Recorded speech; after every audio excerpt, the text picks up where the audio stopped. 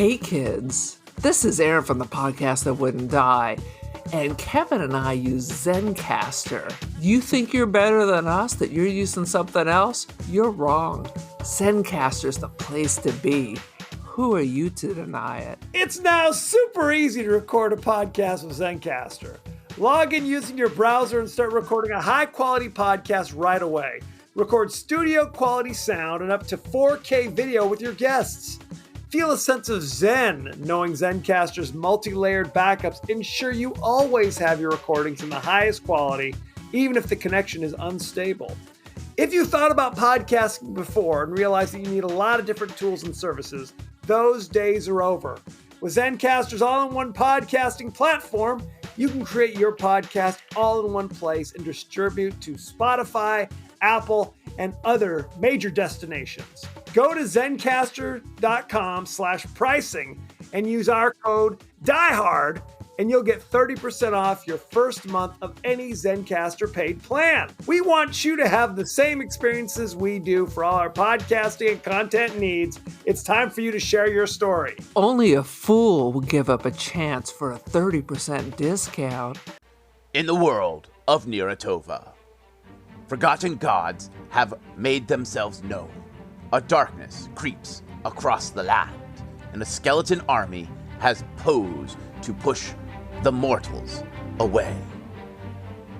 All that stands between them are the heroes of What the Dice, streaming weekly on all major platforms. You can also follow us at What the Dice Pod on Twitter.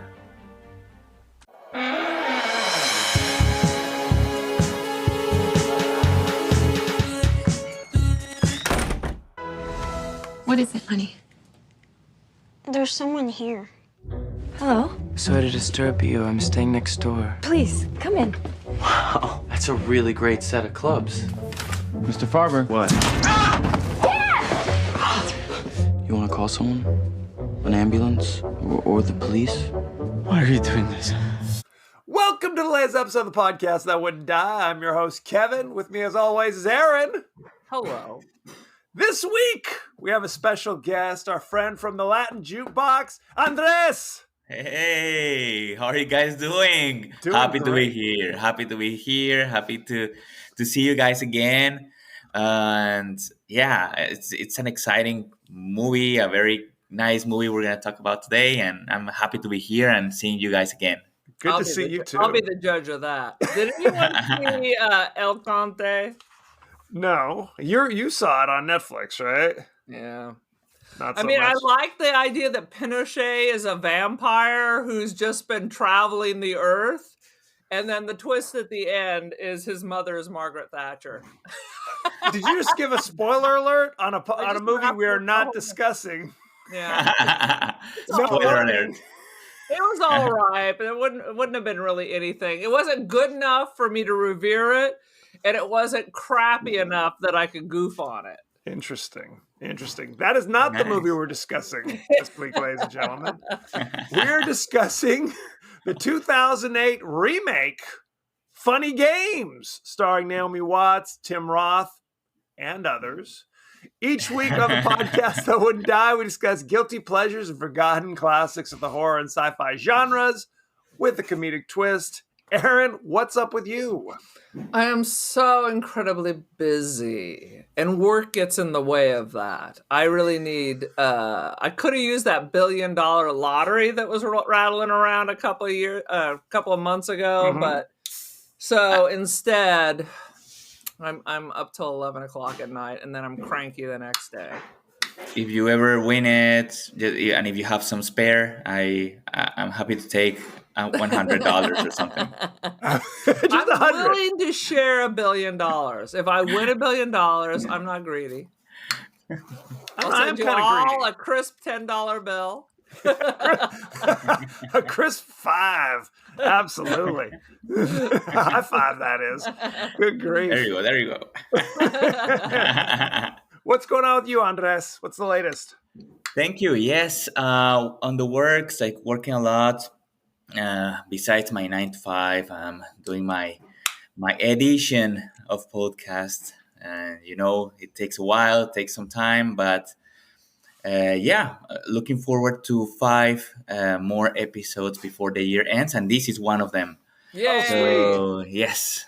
Good times. Good times. Aaron, give us your 30-second synopsis of Funny Games. Hang on a second. Andreas, do you have a producer, or are you the producer? I am the producer. I am the everything. I am the I am the master of ceremonies. Like I'm the host. I'm the producer, the editor, the writer. Sometimes I'm the co-host. I was hoping you were going to give me some insight on how to get a free producer where I can just yell things at them and then they just do whatever I want. Aaron, that's me.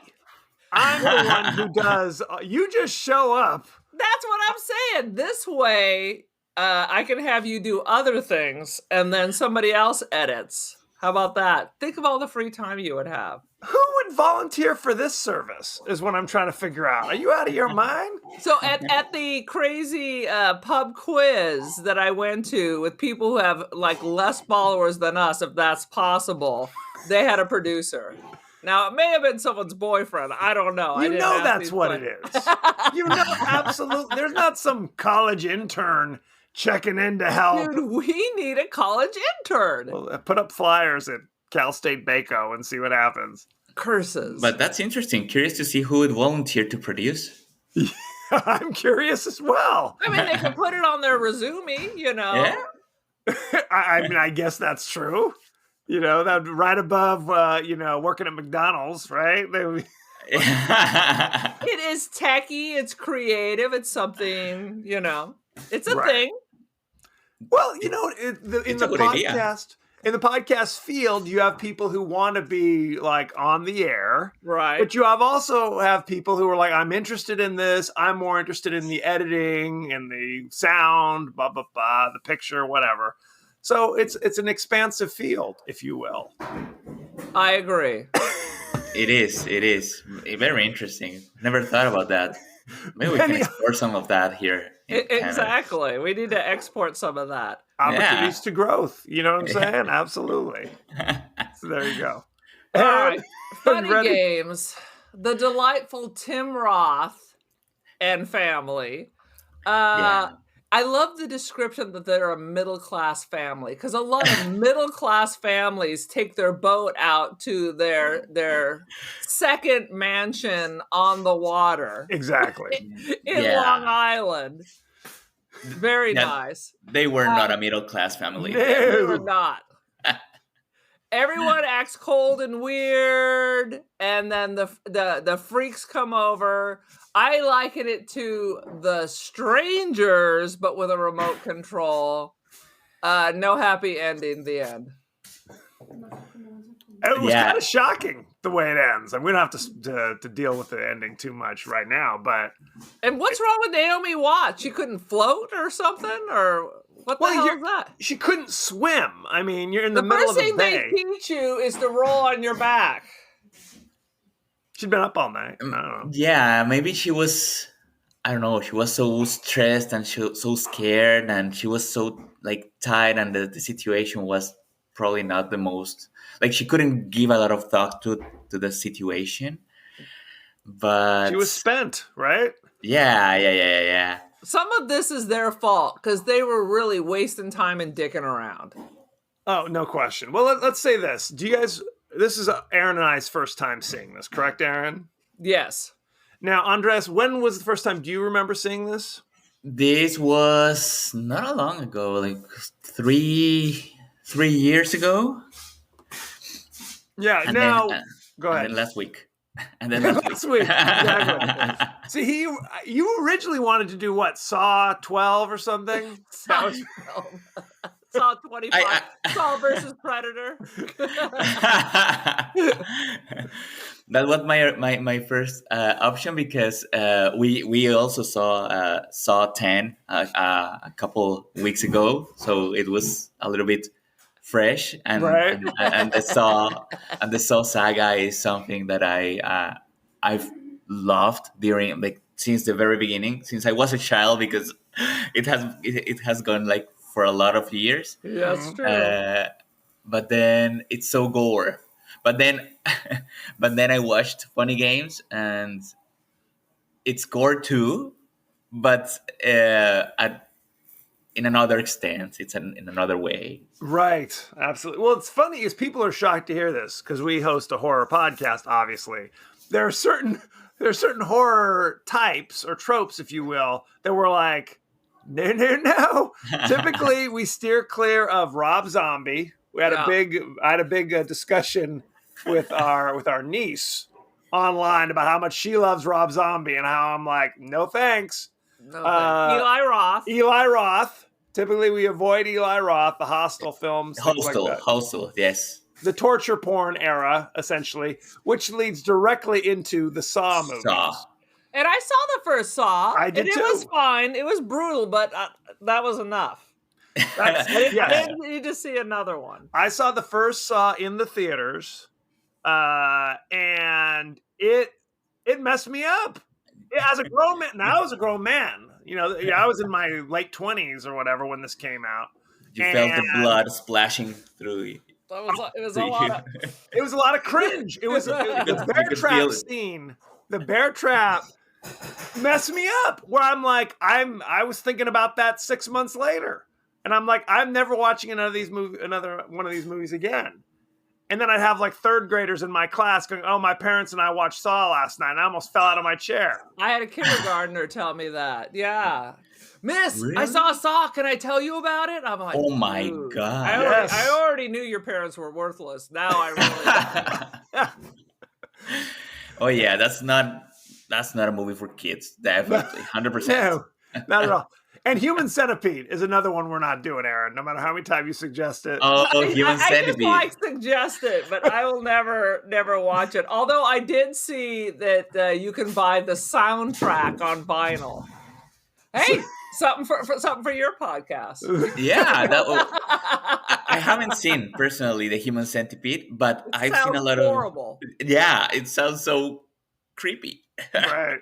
There's one more movie that people suggest to me from time to time. It's called A Serbian Film, which is basically like a snuff film. It just sounds like war crimes and atrocities. It's totally like, it is. And I was like, well, people have been suggesting this. I'm a little nervous, and I do this sometimes. I spoil it for myself. I'll go on Wikipedia and read like the plot, and I'm just like, oh, no.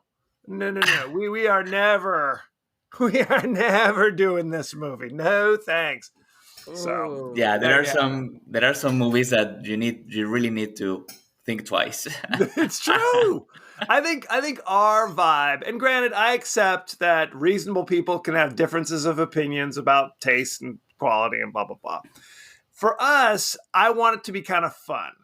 That's the goal of the movies we choose. Now, fun obviously is subjective. What does that mean? We want to make fun of it. We want to make fun of your favorite movies. We want to make fun of your favorite actors. We like to discover really good movies. Yes. But, those are not our funniest podcasts because it's hard to make fun of The Shining. You know what I mean? I know. And it's also hard to make fun of, I don't know, torture or the guy twisting their hands and the head. And it's hard. It's hard. Well, and that, like we said, we like the movies to be fun, and ideally our podcast is fun. Not like, dude, I'm gonna need some counseling. I hate the director. I hate the producer for making me watch this. Right. I hate myself on them if I see it. I now hate myself. Okay. Why don't we jump right in? And Andres, we've talked about this before. We are free flowing. We can jump anywhere in the plot. Feel free to just jump in whenever you want to share whatever thoughts you want. Yeah, for sure. One thing that caught my attention was the fact that first of all, you mentioned it, Kevin. This is a remake. This is a remake. This was something that was done, I think, 10 years before. And correct me if I'm wrong, it was the same director. Mm-hmm. It was the same director. But shot by shot remake. Yeah. So it was very interesting. What's the point? I don't know. I was gonna ask you guys, like, what's the point of remaking a movie 10 years after the same thing? different actors. They did that with Psycho, and let me tell you, even though it was a shot by shot, They added some it shit was to that. it was shit by shit. It was. You think you're gonna remake Psycho even shot by shot? It was a poor comparison. Look, they added some stuff to that. There's a scene where Norman Bates is looking through the window at Marion Crane, and then you hear him literally reaching for some like Vaseline, and I'm like, come on, bro, that's not shot for shot. Like, okay, enough. But okay, to answer your question, we are stupid Americans, basically. We can't appreciate a foreign film. Some Okay, of us. no matter how Some of amazing the us. foreign film is, we have to remake it with. I was going to say American actors, but Tim Roth and Naomi Watts not American. So, can they fake an American accent? Good enough. But like The Ring, right? Ringo, we can't appreciate Ringo. That's Ringo. Can't appreciate Ringo. Starr. We have to do a remake. So that's what it was. Although that's a good remake. It's the same director. It's the Yeah. same director, same everything. He just felt like, I think it was is it Austria? I'm trying to think where it was originally a That's film. not part of Asia. I didn't say Asia. I believe it was he's Austrian. I could look it up and maybe I will later. But it came out and it did well like in Austria, but it didn't have worldwide The Ring? recognition. No, this movie. This one. I'm like, The Ring is Austrian? Sorry, I'm moving too fast. It's still early in the morning. So he wanted to remake it for a wider release, basically. And he got more lolly, little more scratch. But ironically, Naomi Watts is in this, and she's in The Ring. She's the queen of the remakes. There we go. Yeah, that's a good one. Yeah, Naomi Watts, great actress, by the way. She was I love nominated to Naomi 2 Watts. Oscars. 2 Oscars, right? Not for this. No, not for funny games, but Not for funny games. Well, she got this movie made. When she signed on, she's also like a producer of this movie. she's good. She's a really good actress, and Absolutely. she's very, very professional. I was surprised because when I saw this movie the first time, I wasn't very sure about Naomi Watts, like who she was. But then I started watching her, like her career and all the things she has done, The Impossible, The Ring. Like there are a lot of movies from her, and it was very surprised. I was very surprised to see that she got here to this movie. And one thing that I really wanted, like really caught my attention, was the fact that this was a movie that had a 15 million budget and barely made the half of it. Like the box office, I had never heard of it. It didn't exactly. I heard about this movie, but not in theaters. Like right after. It's funny because when you suggested Funny Games, I was like, that name sounds so familiar to me. It sounds so like I should know what this movie is, but I had no idea. Now, I feel like the theme is something I've seen 1,000 times. Like you said, like The Strangers or You're Next. Yeah. In the 70s, there's that movie Straw Dogs with Dustin Hoffman. That scarred me psychologically.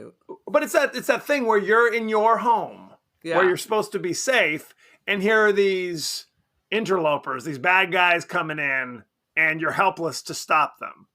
And I found it kind of frustrating, honestly, watching it, because the guys who basically come into their home are not particularly intimidating characters. So I'm just like, can't you just punch them or something? Can't you? But no, I guess not. They didn't have guns or knives or anything initially. They had nothing initially. No, nothing initially. And they come with these angel faces, and they were wearing white, like they were golf players, and they were basically just pretending to be good guys. But I was thinking... They were never normal, though. They were like Jack Nicholson in The Shining. You always knew there was something weird. Exactly. I was thinking about that. Like, if something like that happens to me at the door of my house, would I be would I be like, would I act the same way? Would I just open the door and be like that super extra ultra friendly? I don't know.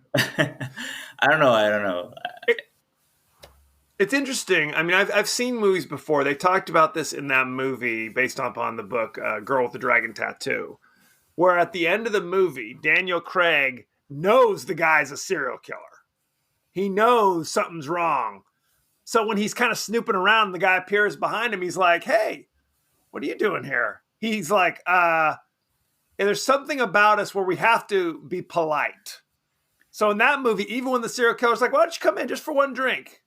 He's like, I don't want to be awkward and be like, hell no, I'm getting out of here. So he goes in and, of course, gets captured by the serial killer.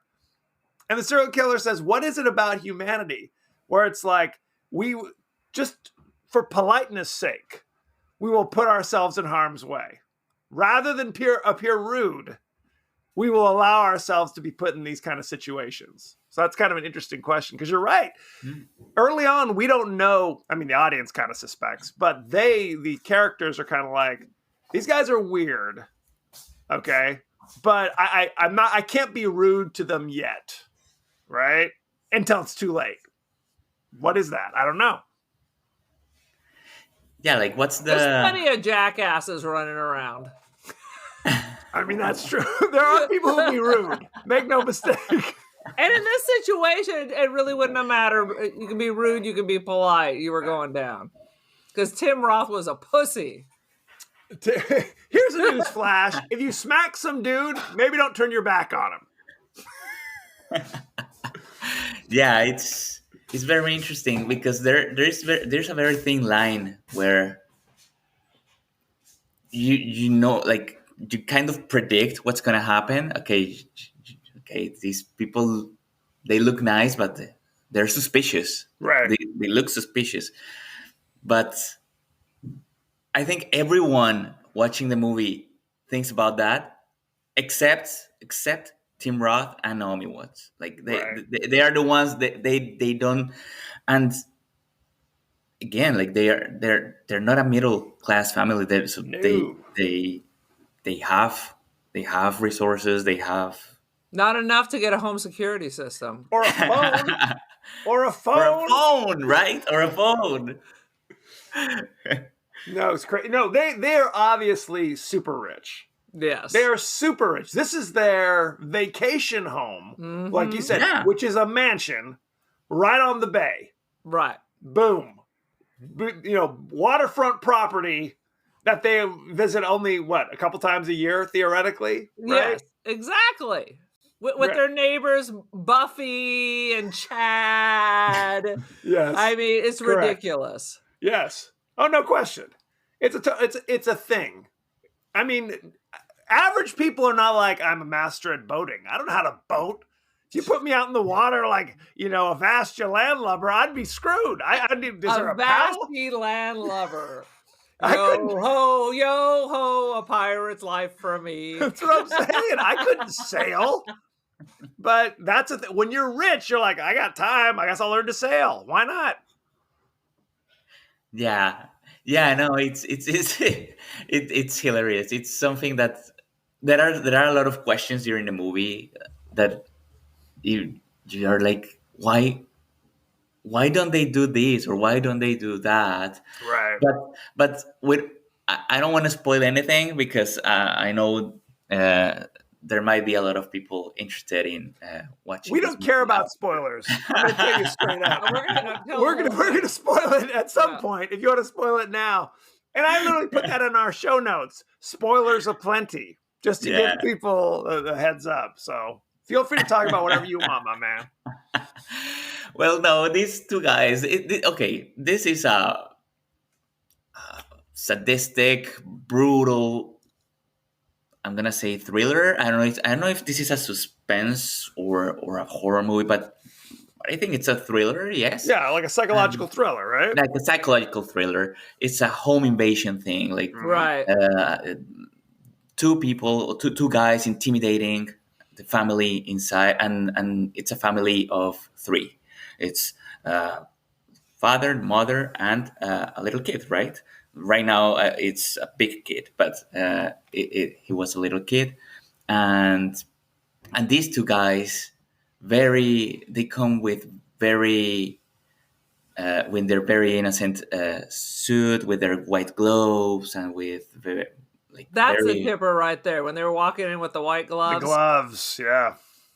Yeah. Are they like a vampire? Like they have to be invited in? If she didn't invite them in and said, I'll bring the eggs over in just a bit.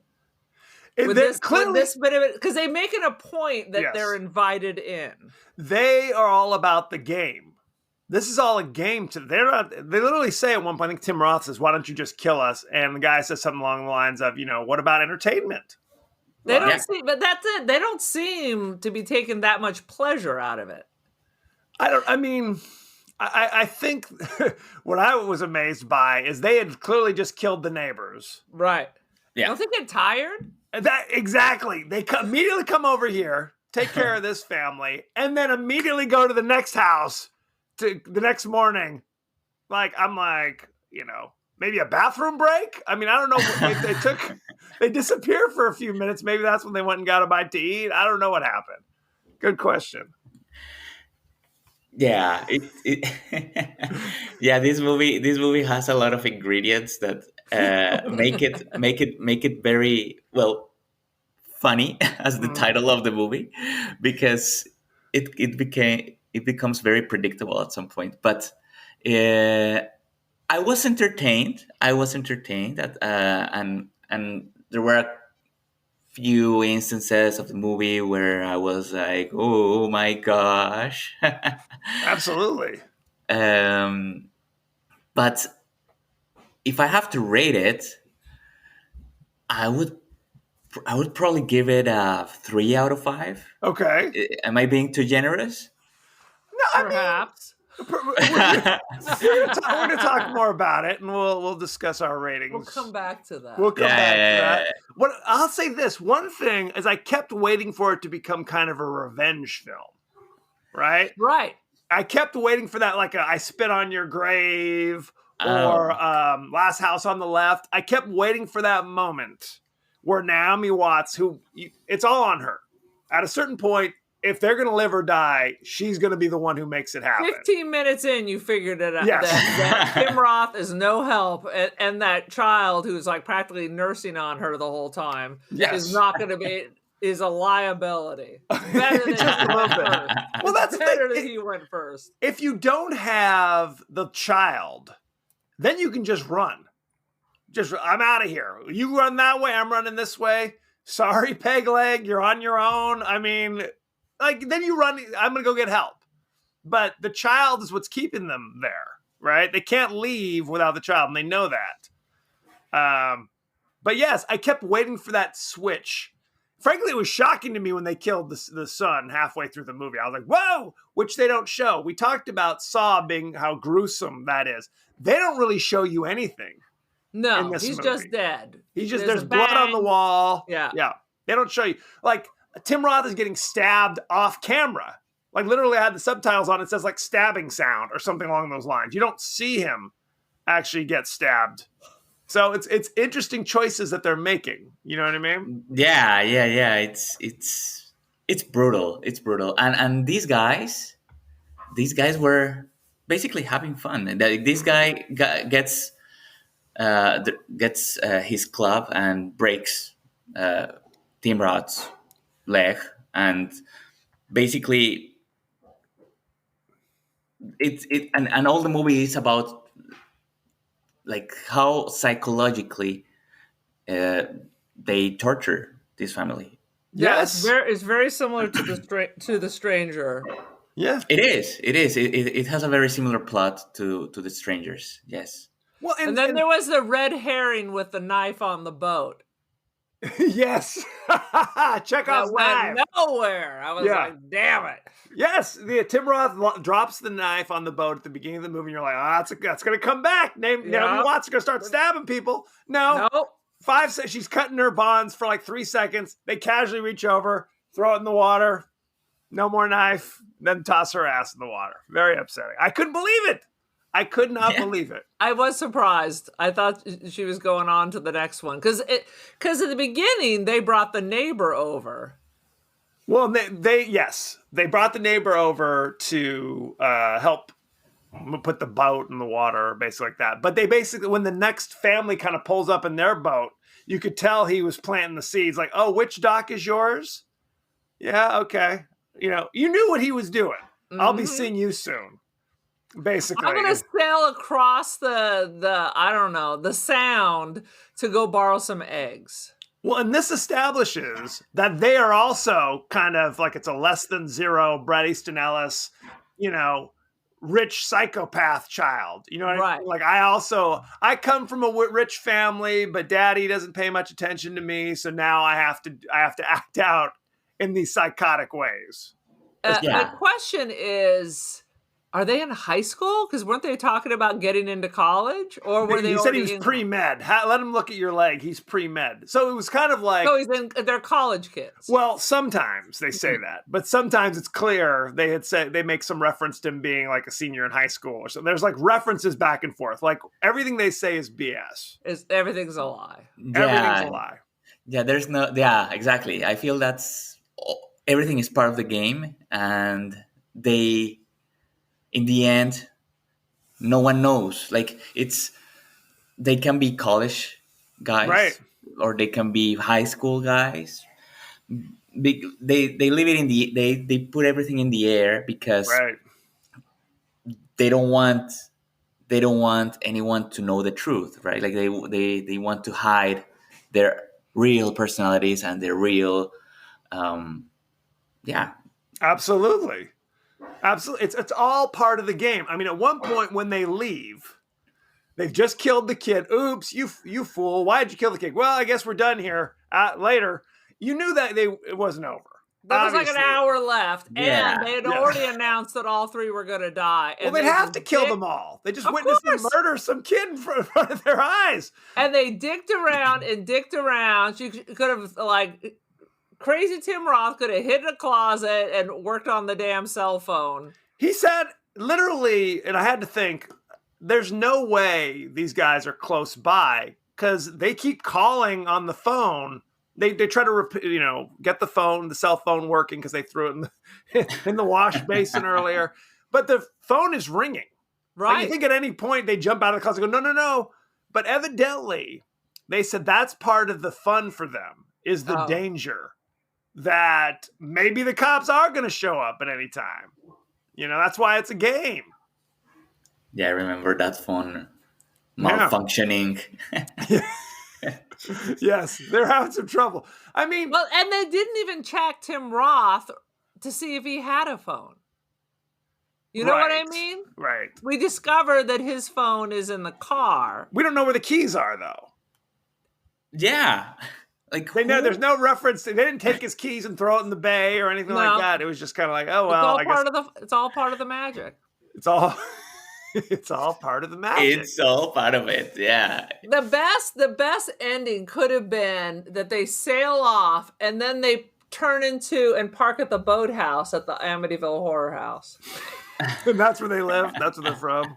Or that's the next house, but then things don't quite work out. And that's their ending. One thing that I was thinking about just now is the fact that the ending of this movie is kind of a European ending, like a sad ending. Yeah. You know they what I don't mean? Wrap it up in a bowl. Like how they ruined Single White Female.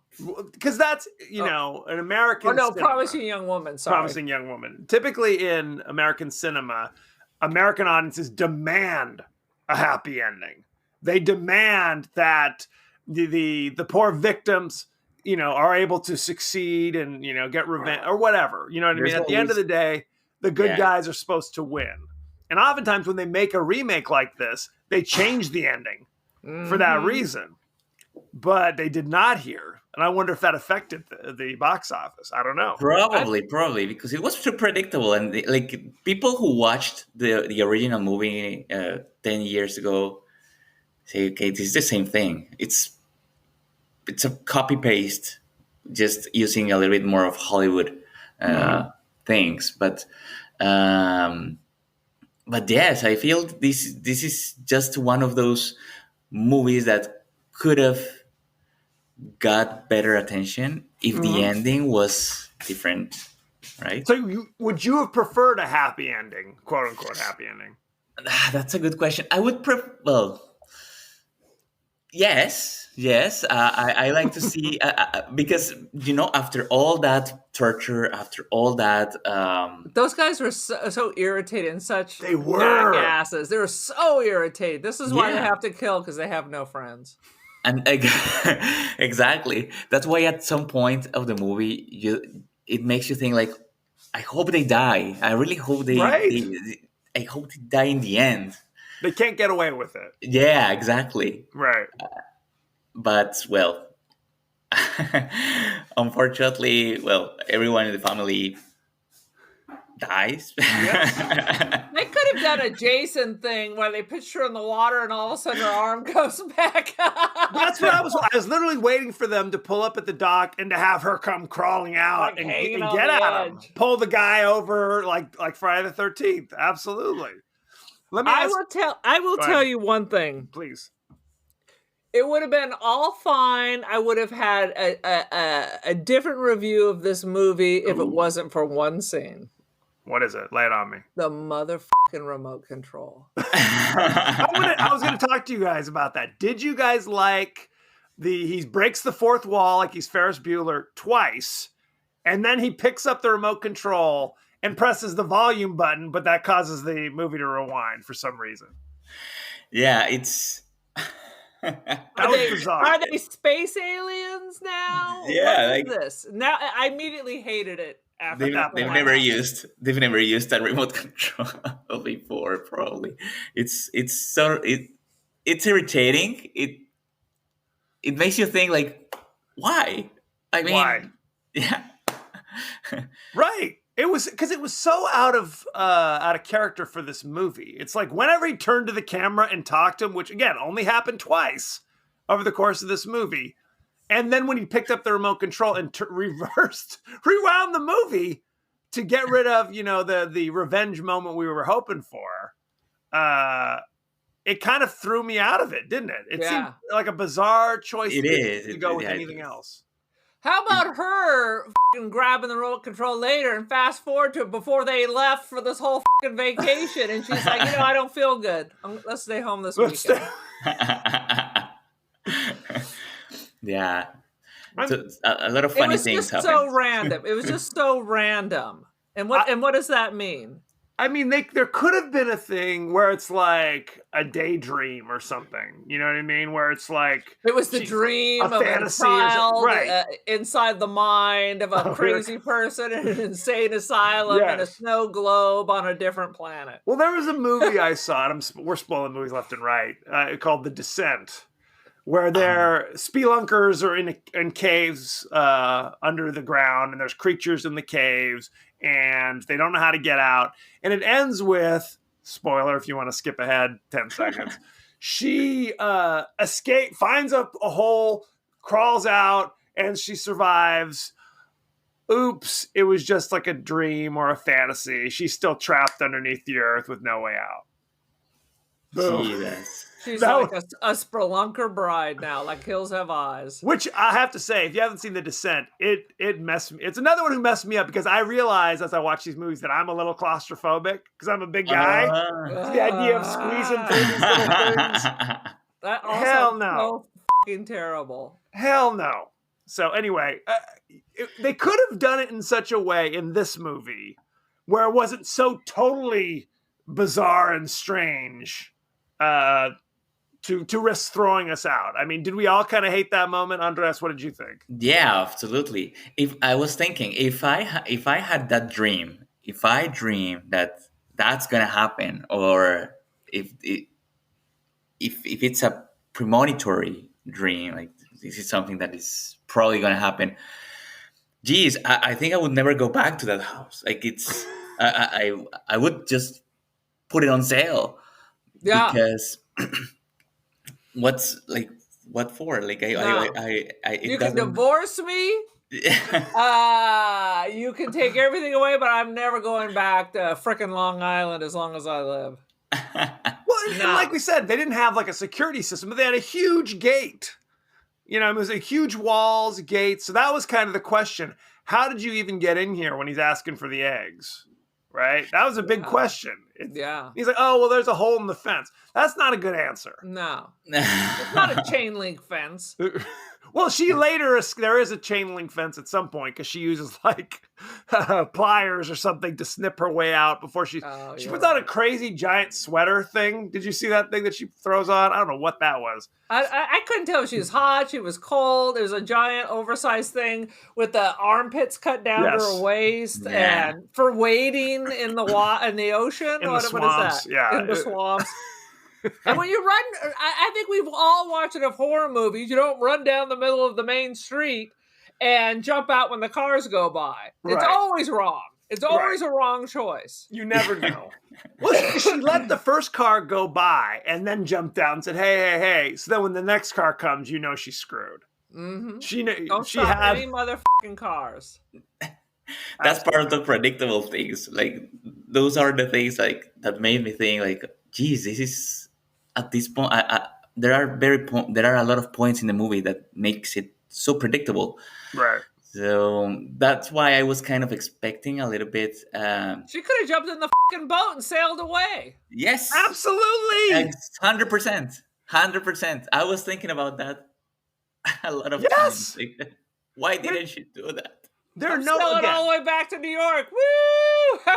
Tim Roth's dead. Let's go. Correct. We got about 5 minutes left anyway. I'm out of here. Well, and that's the thing that's frustrating about this movie is that the guys are not that threatening looking. You know what I mean? They're not that intimidating.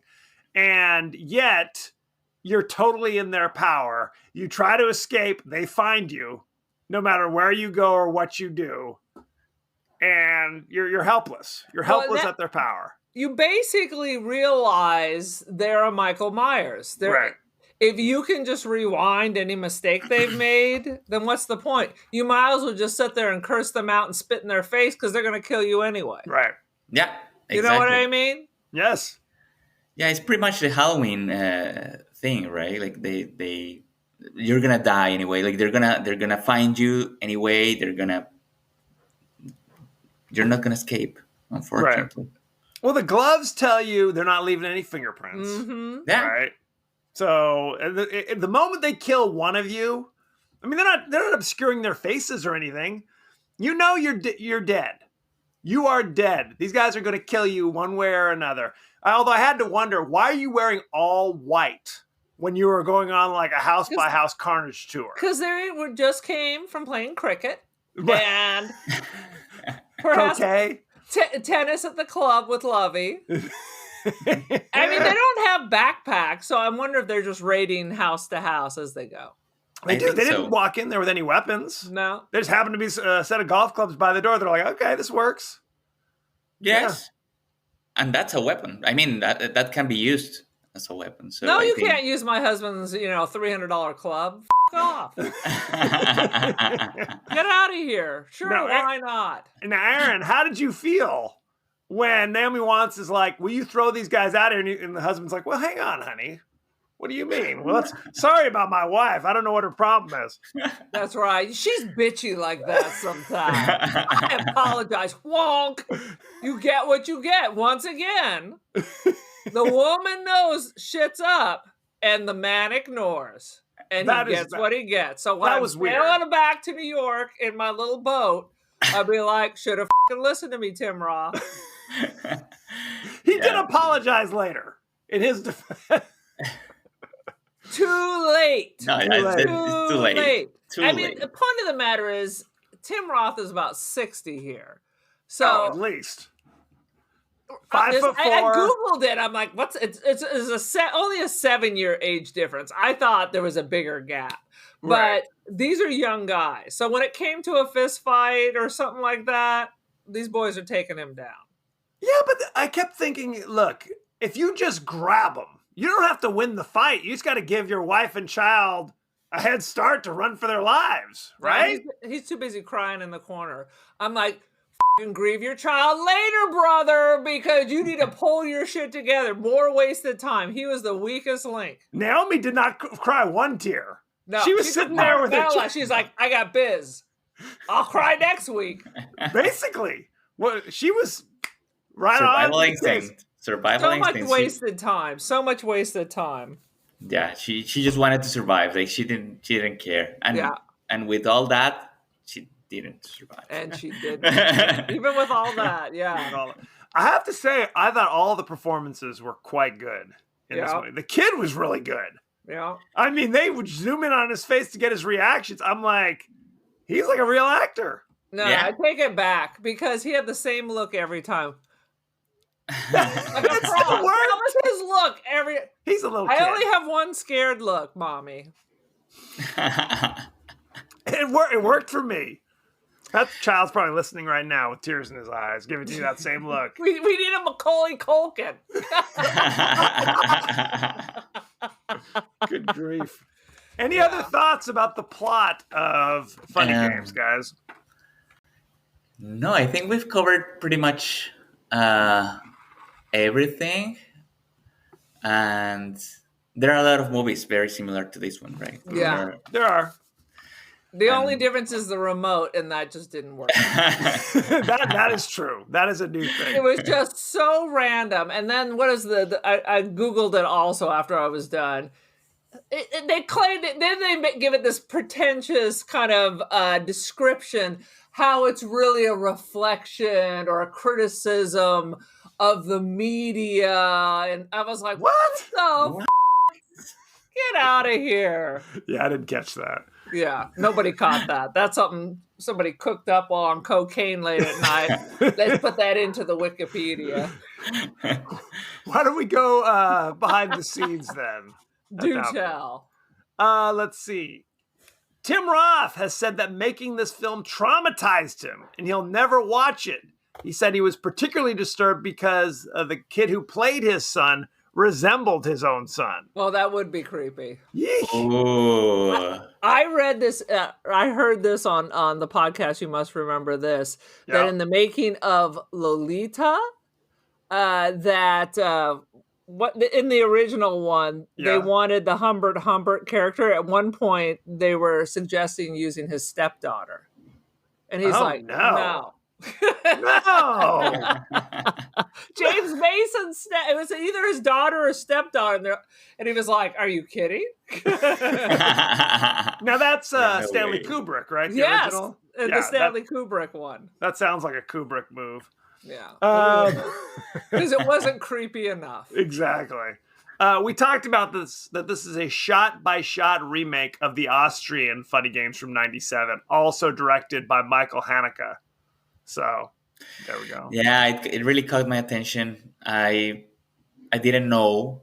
I mean, I knew there was an original version, but I didn't know it was by the same guy. So a lot of questions popped into my mind. Right. First, absolutely. Why? Second, why don't you change it a little bit? So, yes, I think that's just thinking about that. I think it's part of the failure at the box office. Mm-hmm. I think it could have been better. The plot could have been a little bit better. With the same idea of the 10 years before one, but still. Well. For sure, they could have tweaked it. We could have used the remote control more. It shouldn't be just so random and arbitrary. Use it again. Let her kill one of the dudes. Yeah. Right? It could have been better. That's the question. Yeah, I hated that. When the remote control just popped out of nowhere, I was like, no. The production crew used the blueprints from the 1997 original film, and the set of the house in the 2007 remake has the same proportions as that of the 1997 set. Like, they were really trying to just do like a full-blown that's dumb. remake. That's dumb. That is zero meaning. I feel that's a lot of effort for something that doesn't mean too much. Right. Yeah. What's the point of redoing it? Like when Evil Dead was redone, Yeah. it was amusing. They added to it. They reimagined Suspiria. But what is the point of trying to make the same movie but with different actors? Right. Every 5 years we'll recast it. This time next year it'll be like a Kardashian with like the guy from High School Musical. Let's see how that plays out. Well, again, it's like remakes, what, like them or hate them, but a shot by shot remake where it's like we're like rebuilding the sets to be the exact. It's a little too cute by half for no reason. For You know no what I mean? reason. If you're going to improve on something that needed improving, that's one thing. But they remake so many movies. I hear the new remake of Salem's Lot is pure trash. It's been on the shelf for 2 years and is now going directly to HBO Max. Right. So again, they've ruined it again. They just needed to ask me what to do. And But you know what? The new movie coming out, The Fall Guys, starring Ryan Gosling. And Ryan Gosling. I saw that. That was this week. They're making it. It's like they make movie for high schoolers and Yes. then they make movies for Gen X. Because who the else is going to go see The Fall Guy? I'm right in front. Exactly. Lee Majors. I would go. No Farrah Fawcett. Remember the beginning of The Fall Guy was at the Ariel Tram in Palm Springs. Oh yeah. Let me see. Will Lee Majors still sing the theme song? I was thinking about that. I don't think Blake Shelton, the country western singer, is going to sing the theme song, but they have to change all the references. I mean, do people know who Cheryl Tiegs is anymore? I mean, it's been 50 years for God's sakes. But anyway, that's neither here nor there. This is the second time that Michael Pitt has played a character inspired by the real life murder committed by Leopold and Loeb in 1924. The other character was Justin Pendleton. Are you trying to say that this movie is based on the murder of Leopold and Loeb? I think it's like inspired by. Well, it has nothing to do with that. That was like a kid. Right. What are you talking about? What are you talking about? I'm just telling you. This is that stretching to make their film more important than it is. It's the idea Leopold of two Loeb. guys. Usually one kind of inspires the other to just go on like a thrill killing kind of thing based upon nothing, essentially, is the idea. Yeah, well, you could say that's the Slenderman killing. No, it's not. It's two crazy people. Only one's super crazy and one's crazy but suggestible. Come on, let's go. That's true. But that's not every movie. You make it seem like that's every movie. Every movie fits that bill. Anyway, what I was trying to say is this actor was in another movie where he played a similar type of role. It was called Murder by Numbers, and it starred Sandra Bullock and Ryan Gosling. Wasn't that a series too? No, I think that was just called Numbers. Oh, maybe. And it was like they were FBI people who used. I don't remember what it is. Anyway, the twist of Murder by Numbers is you think the sweet kid was the follower, but the reveal is he was actually the lead guy and Ryan Gosling was the follower. So there you go. Ryan so I'm spoiling everything. Like he would be a follower. I'm spoiling it all. He doesn't seem like the one making the plans, kicking ass, and taking names. He's kicking ass and taking names. They guess that Naomi Watts is somewhere between 30 and 37 in this movie. Do you know how old she actually was? She was in her 40s, right? She was 39. Yeah, probably. Yeah, 39, 40. She looked good. She looked great. Yeah. Let's talk about the cast and crew, shall we? We said writer, director, Michael Haneke. You know him from such things as Cachet, Amour, The Piano White Teacher. Ribbon, and Funny Games. There was a movie. It was very popular back home, and when it was released, it was very, very, how do I say, polemic? Is that a word? Like it caused it caused a lot of controversy. It was called the Piano Teacher. The piano teacher. It was My a drama. piano teacher was 70 years old and had two tiny schnauzers. It's a drama, but it's a very well. I'm not gonna spoil it, but it's directed by him as well. It's Oh, that's directed. interesting. Yeah, Okay. yeah. Let's see. The cast. Naomi Watts played Anne. And you know her from such things as Mulholland Drive, Classic.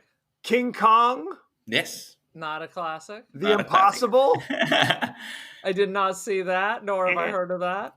and she was in Birdman or The Unexpected Virtue of Ignorance. I as believe I saw Leslie. that. And of course, We- The Ring, for goodness sake. She's amazing in the ring. I love her. Birdman with Michael Keaton. Yes, Yes. right? That's the Michael Keaton That's the Yeah. one. That was great. Let's see. Tim Roth played George. You know him from Rob Reservoir Roy. Dogs. You know him Okay. from Pulp Fiction. Yep. The You know him from Tarantino Rob guy. Roy, but he was so creepy in Rob Roy. was- He was not hot in that. He was in He's The a Hateful Tarantino. Hate. Hateful Hate. Yeah, Hateful Hate. And he was in the Mark Wahlberg Planet of the Apes. Oh Jesus! The only one I don't watch. I love Tim Roth though. He's usually really solid. He also was Once Upon a Time in Hollywood. He's a very Tarantino guy. Yeah, He is. he's a Tarantino Very guy. much so.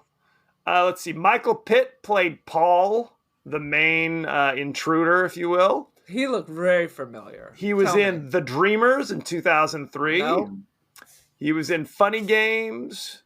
He was in Seven Psychopaths in 2012. Origins. I didn't Ring heard any of bells? any of this shit. Murder Seven by Numbers. Psychopaths does sound familiar though. I don't think I saw it. Let's see. Brady Corbett played Peter, also known as the guy who needs to pluck his unibrow. Peter and Paul. So we're going with apostles. It's a very, very Catholic film. Was now, there I would Mary say. as well? It could You know be. him? You know him from Funny Games. He was in Melancholia. He was I in meant to see that. I have not seen that. he was in Mysterious Skin, Oh. and he was in 13.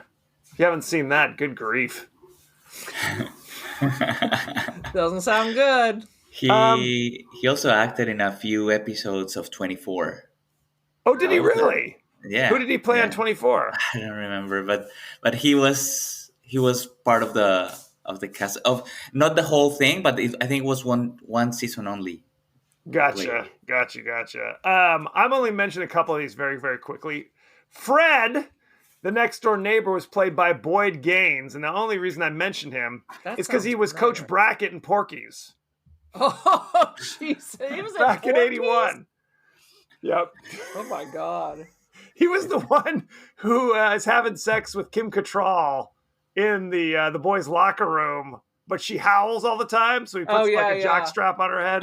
Yeah, Oh god. classy Him, Canadian humor.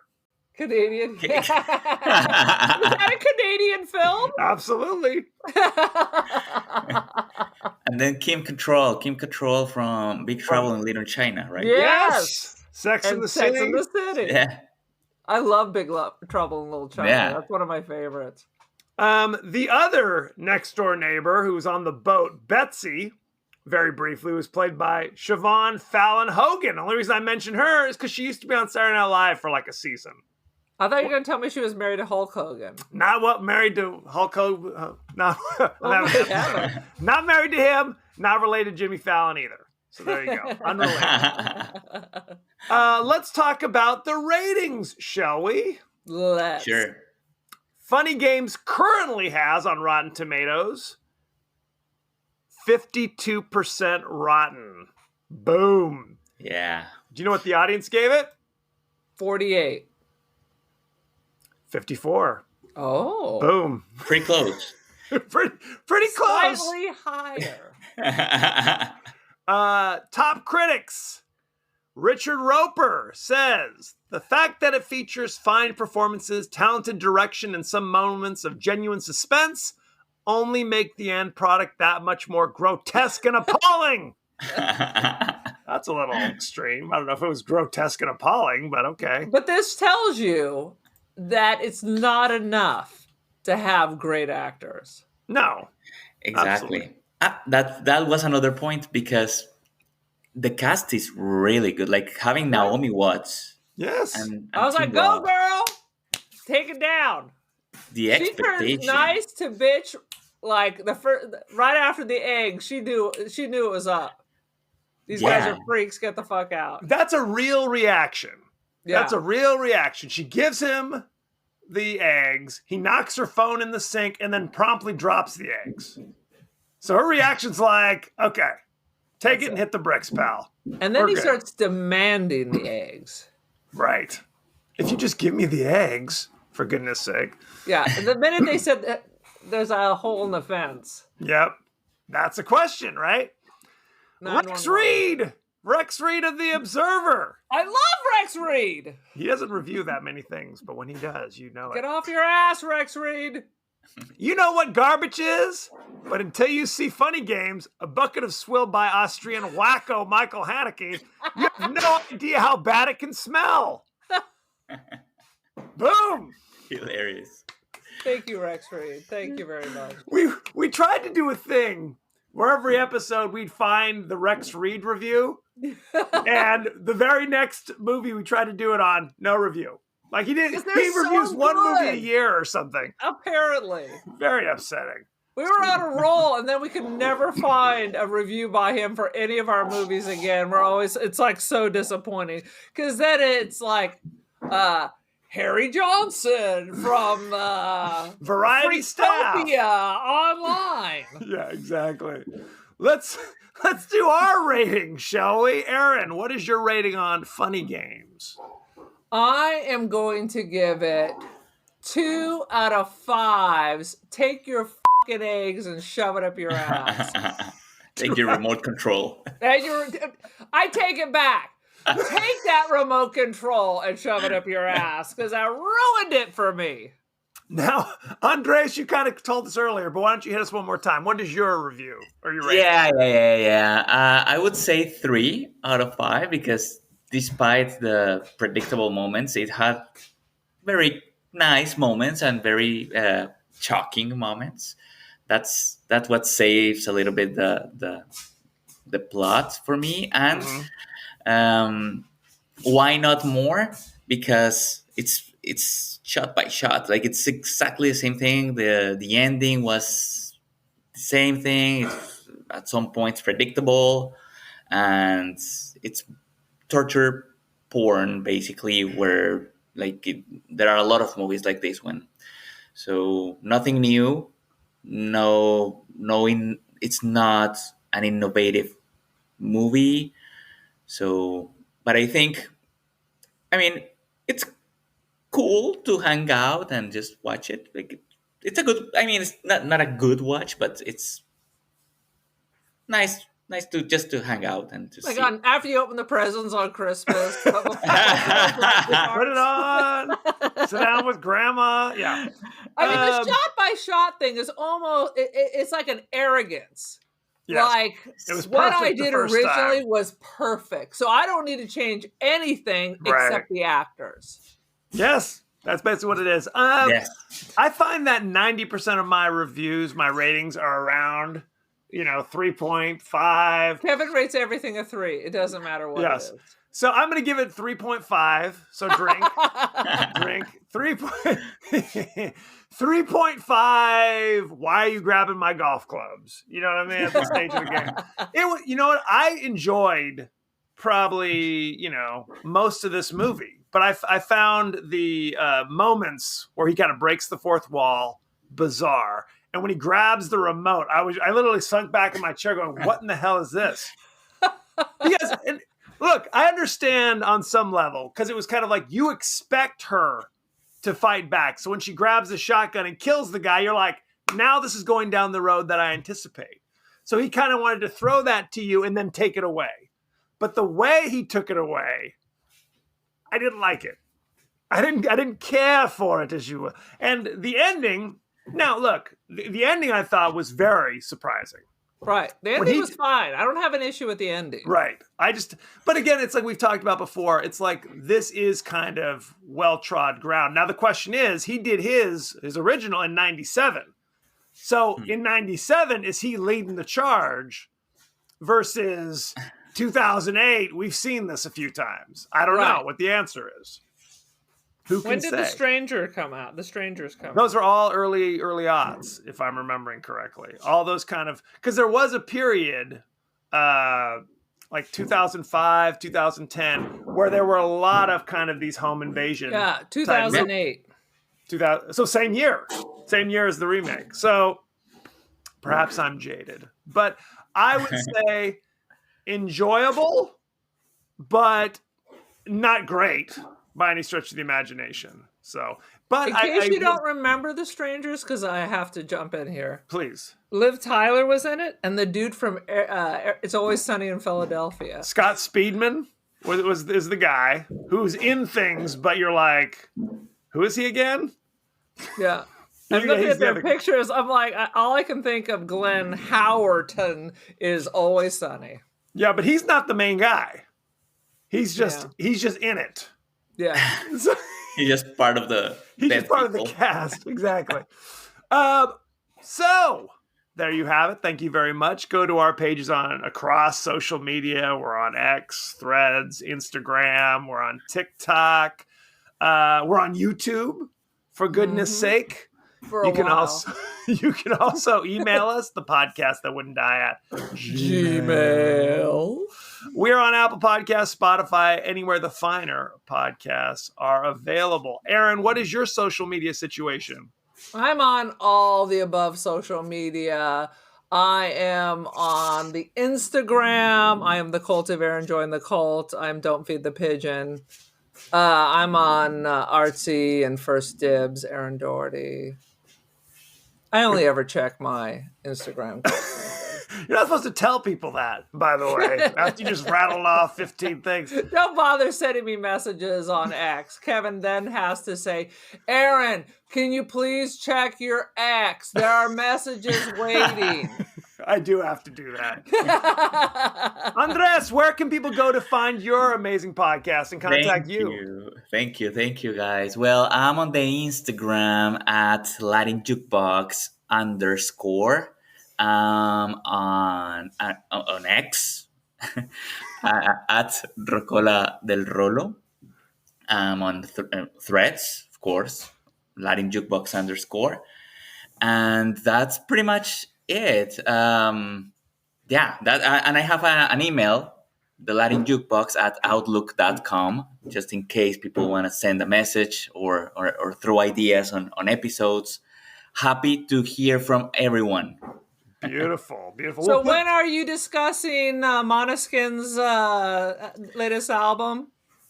Would you want to do Måneskin? We can plan for that. I saw them in LA. They're amazing. We can plan for that. Måneskin. Italian kids. That's Latin. There you go. You might have to count me out on the Måneskin. Brother, you guys can do this. I'm spamming you TikToks from their official account, brother. That's it. And Andres, we'll put all of your links in our show notes as well, so people can reach out to you and check out your amazing podcast as well. Thank you very much, guys. As you guys know, what we also like to do is discuss some viewer, listener, reader mail as well. Questions, comments from the internets. So here we go. Talking about a recent episode, House on Haunted Hill. Peta Beta says, scared the shit out of me when I was 13, especially the sound design. Very scary. I believe that would be the target age for such film. That's true. I'm sure it doesn't hold up so much, but I always hold it in high regard. So there you go. There you go. What? All right. And our friends at the Film Effect podcast say, saw this in the theater back in 99. Love the music and sound design for this film more than anything else. It's good, though. Also like seeing Chris Kattan trying something outside of comedy, and Jeffrey Rush channeling the inner Vincent Price is also a reason I dig the film. That's what I said. He was like doing Vincent Price. But when you talk about a movie and the first thing you discuss is like set design, that's never a sign that the sound design. Sound design. If that's all you remember. Wah, wah, wah. Next week, we're going to be discussing the movie Pearl, which was the sequel to the movie X, not related to the social media. Oh, I cannot wait. And we've got our friend The Vern joining us from the Cinema Recall podcast. So that'll be fun as well. Yeah, it's going to be fun. You can watch Pearl pretty much anywhere you want. We're giving it away for free. They are not giving away for free. I paid $4.99 to watch it on Amazon Prime. So prepare yourself. There's gonna be a little there's no Tubi, no Pluto TV on this bad boy. I'm sad to say. Son of a bitch. Hulu. We need a business license so I can write off all this goddamn $10 a week on movies. I understand. So send in any of your favorite scenes, favorite quotes, comments, and questions, and we may talk about it on the show. So thank you very much, Andres. No, thank you very much, guys, for inviting me. Happy to be here. Happy to talk about movies. Happy to discuss these brilliant classics with you guys. And yeah, right now we're watching House of Usher. Right? Is it good? It's going well. It's going well, but I mean, we haven't finished it, so we'll see. We'll see. Keep you posted. Absolutely. So has it before you do? Has anyone seen the vampire one, the last voyage of the Demeter? I haven't seen it yet. No, haven't. I wanted to see it at the time, but then of course August passes and I didn't see it. So I've heard nothing August about is never a good release for a movie. So it's the kiss of death. Yeah. So thank you very much, and be well. Be well. Take care, guys. Take care. Thank you, guys.